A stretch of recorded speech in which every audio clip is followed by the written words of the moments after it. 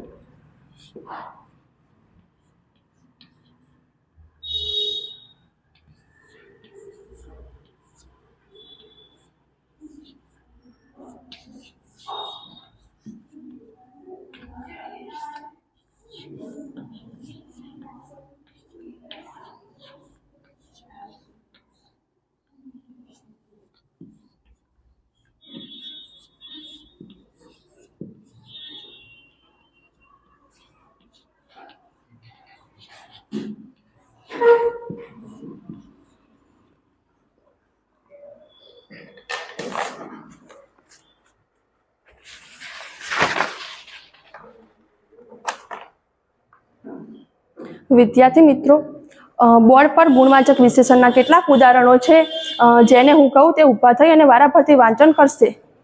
ઊભા થાઓ અને પહેલું ઉદાહરણ વાંચો।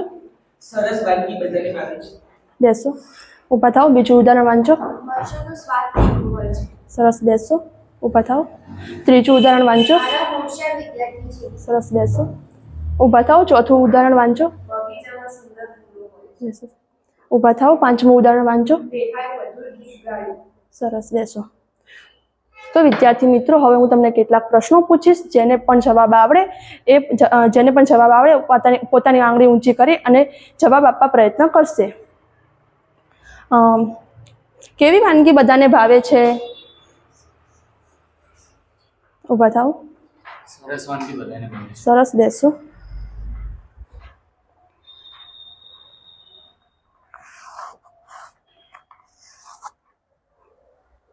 મરચાંનો સ્વાદ કેવો હોય છે? મરચાંનો સ્વાદ તીખો હોય છે। સરસ, બેસો।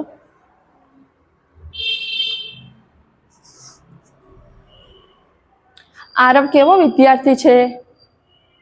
આરવ હોશિયાર વિદ્યાર્થી છે। બેસો।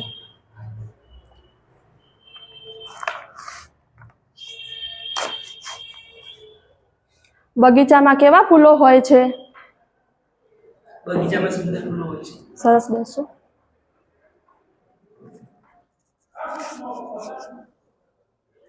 નેહા કેવું ગીત ગાયું? નેહાએ મધુર ગીત ગાયું। સરસ, બેસો।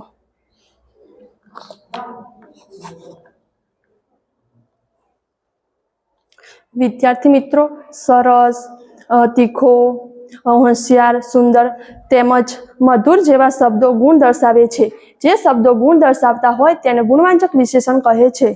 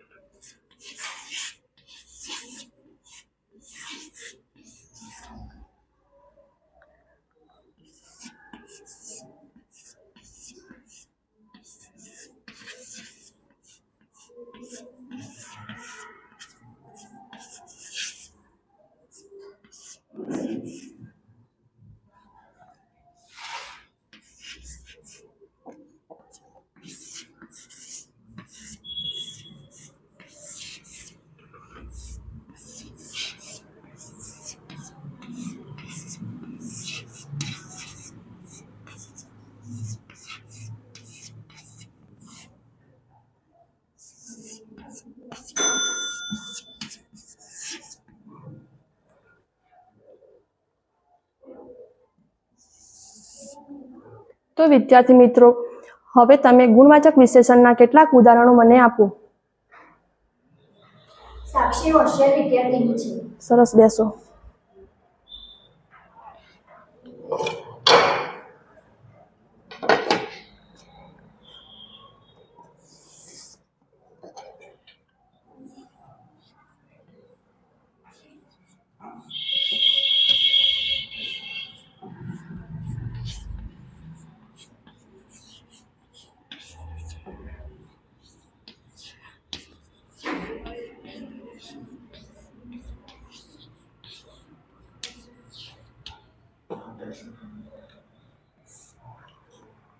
બીજું ઉદાહરણ કોઈ આપો.